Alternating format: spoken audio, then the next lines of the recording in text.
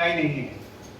सच्चाई ये है कि जिसके ऊपर भी जुल्म होता है हमारी पार्टी वहाँ खड़ी रहती है, उसका निदान करती है।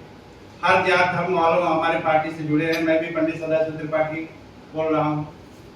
ऐसे हमारे अब ये गवर्नमेंट के खिलाफ जो भी बोल दिया उसका घर पहले दिन अनलीगल हो जाता है। गवर्नमेंट के खिलाफ उसके ये नहीं बताया गया कि संभाजी महाराज को कैद कराने के लिए जिम्मेदार कोई मुसलमान नहीं था। उनको कैद कराने के लिए संभाजी के साले ने ही उनको कैद कराया, उनकी मुखबिरी उन्होंने की। ये नहीं बताया गया कि छत्रपति शिवाजी महाराज को बहला फुसला के आगरा कौन ले गया? जय सिंह, राजा जय सिंह ले गए। वो मुसलमान तो नहीं थे। तो ये राजकारण की बातें जो 304 साल पहले हो चुकी है, उनको दोहराने से आज कोई लाभ नहीं है। ये बात नहीं करते कि हमने कितने रोजगार दिए, कितने मिल फैक्ट्रियां खोली, कितने लोगों को गरीबी से ऊपर किया। हम 400 साल पहले उनका राज था, जो उनकी मर्जी आयोग की, उसमें हम क्या टिप्पणी कर सकते हैं? उस समय इतने महावीर होते, इतने होते तो संभाजी को किले के अंदर नहीं कैद किया, तो मैदान में रखा था। 40 दिन में लड़के उनको उठा लाए होते। आप नहीं तो आपके बाप दादा गए होते, तब क्यों नहीं गए? इन सब बातों का आज कोई तुम नहीं, आज कोई मतलब नहीं। अपनी नाकामियों पे पर्दा डालने के लिए ये सब बातें उठाई जा रही हैं। आज के दिन ये सब फिजूल की बातें हैं, इनमें कोई दम नहीं है। उसी दिन हो जाता है, दूसरे दिन बुलडोजर की जगह चला जाता है। एक डराने की प्रकृति है। इससे नहीं डरे तो ईडी भेज देंगे, ईडी भेज के उनको गिरफ्तार कर लेंगे, लेकिन हम लोग डरने वाले नहीं हैं। हम सब किसी भी कुर्बानी से डरने वाले नहीं हैं। इनसे, इन फांसीवादी ताकतों से इस देश को आजाद कराना है, इसमें आपका भी सहयोग है। हम लोग भी साथ में हैं, हमारे कैडर साथ में हैं। रात दिन हम लड़ रहे हैं और लड़ते रहेंगे। धन्यवाद। हासिल करने के लिए हम लोग लड़ते रहेंगे। और इस टाइम में मैं आप लोगों से मैं गुजारिश करता हूँ, जो हमारे बारे में जितना इधर जो फॉल्स एक्विजिशन है, जो या हमारे ऊपर जो झूठे इल्जाम लगाए हैं, इसके खिलाफ यानी हमारी सच्चाई क्या है, आपके माध्यम के जरिए से लोगों को आप लोग प्रेजेंट करना चाहिए। और इसके साथ साथ मैं और यहाँ के जो जितना सेक्युलर और डेमोक्रेटिक और अपोजिशन पार्टीज और नेताओं को भी मैं ये गुजारिश करता हूँ, हम हमेशा ये जिस तरह या टायरानी जो अथॉरिटेरियन रूल चल रहा है, इसके खिलाफ हम लोग एकजुट होना चाहिए और लड़ते रहना चाहिए, काम करते रहेंगे।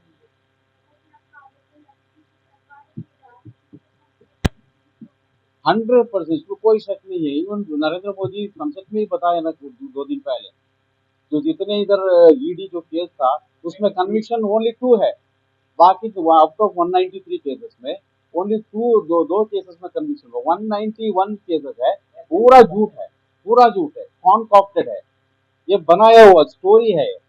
क्योंकि गवर्नमेंट के खिलाफ बोलने वालों को आवाज बंद करने के लिए जो बड़े बड़े जो आम आदमी पार्टी देखिए, झारखंड का देखिए, कांग्रेस पार्टी के नेताओं को देखिए, तो पिछले हमारे होम मिनिस्टर चिदम्बरम को साथ को देखिए, इन लोगों को उनके ऊपर केस लगाकर जेल में भेजा गया, बाद में उनको कुछ भी नहीं हुआ, क्योंकि पूरा फर्जी केस है, स्टोरी है।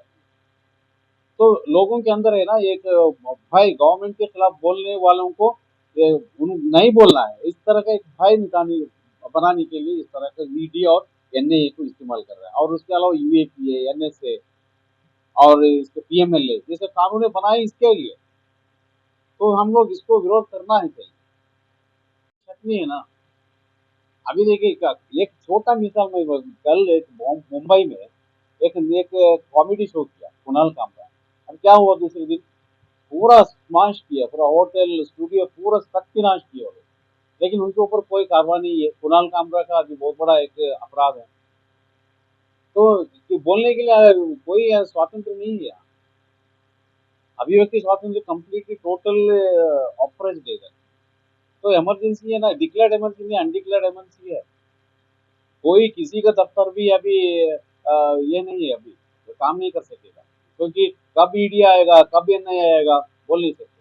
हमारे ऊपर क्या है, 2 लाख रुपए हमारे ऊपर हमारे को पार्टी में डोनेशन दिया, वो बहुत बड़ा केस है आजकल। देखिए तमिलनाडु में एक डोनर के घर में रेड किया, क्या के लिए, तो हमारा पार्टी में 50,000 रुपये ट्रांसफर किया। ये क्या एक पार्टी में एक कोई बिजनेसमैन डोनेशन देना अपराध है क्या? उनके ऊपर उनके बैंक अकाउंट में 50,000 रुपये कैश डिपॉजिट किया, ये बहुत बड़ा अपराध है ईडी में। क्या 50,000 रुपीज का एक मामला है, करोड़ रुपए भी नहीं है, 1,000 करोड़ ये देखिए एक बात आप लोग याद रखिए, क्यालीगढ़ में पिछले इलेक्शन के टाइम में, असेंबली इलेक्शन टाइम में बीजेपी का जो फंड आया हेलीकॉप्टर में, उधर क्यालीगढ़ में वो हेलीकॉप्टर में 400 करोड़ कैश, ये कौन बताया? बीजेपी का स्टेट कमेटी का सेक्रेटरी बताया, प्रेस कॉन्फ्रेंस में 2 बार बताया, लेकिन उनके ऊपर केस नहीं है, नो रेड नथिंग है, ईडी उसके ऊपर काम नहीं कर रहा। गवर्नमेंट के खिलाफ बोलने वालों को कोई इधर जगह नहीं। That is the system. मुक्त करना और जो अधिकार है, जो पावर है, वो आम लोगों को मिलना, ये एक कॉन्सेप्ट में हम लोग पार्टी शुरू की। और हमारा कॉन्स्टिट्यूशन में जो वैल्यूज ऑफ कॉन्स्टिट्यूशन है, कॉन्स्टिट्यूशन के जो मूल्य है, जो फ्रीडम है, फ्रैटर्निटी है, जस्टिस है, ये सारे चीजों को भी हर इंडिया में हर शहरियों को मिलना है। ये एक आइडियोलॉजी पर हम लोग पार्टी शुरू किए। अभी पूरे हिंदुस्तान के अंदर हम लोग 14 स्टेटों में पार्टी बहुत मजबूती से काम कर रहे हैं, इलेक्शन में लड़े हैं, बहुत सारे जगह में हम लोग लोकल बॉडी इलेक्शन में जीते भी हैं।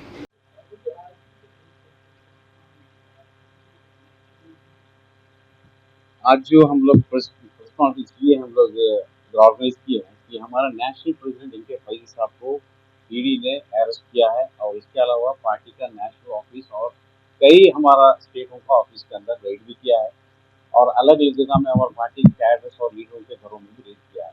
लेकिन ये जो है ना, एक फॉल्स केस बनाकर हमारा पार्टी का आवाज को दबाने के लिए गवर्नमेंट में कोशिश कर रहा है, क्योंकि हमारा पार्टी पूरे देश के अंदर यहाँ जो बीजेपी सरकार जो पिछले 2014 से जो जनविरोधी नीति कर रहा है, इसके खिलाफ हम लोग हजारों के तादाद में हम लोग एक प्रदर्शन किए हैं, विरोध प्रदर्शन किए हैं, लोगों को इकट्ठा कर रहे हैं, एक लोगों के अंदर संविधान को मजबूती करने के लिए बेदारी कर रहे हैं।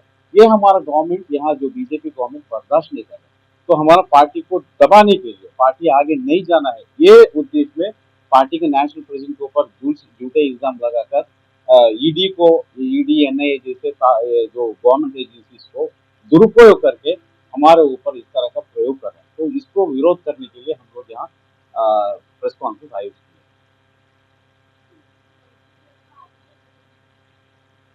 हमारा पार्टी का जो नारा है, freedom from hunger, freedom from fear, देश को भय और भूख से मुक्ति करना, और यहाँ सोशल जस्टिस या सामाजिक न्याय और लोकतंत्र को मजबूत करना, ये हमारा पॉलिसी है, हमारा जो कॉन्सेप्ट है।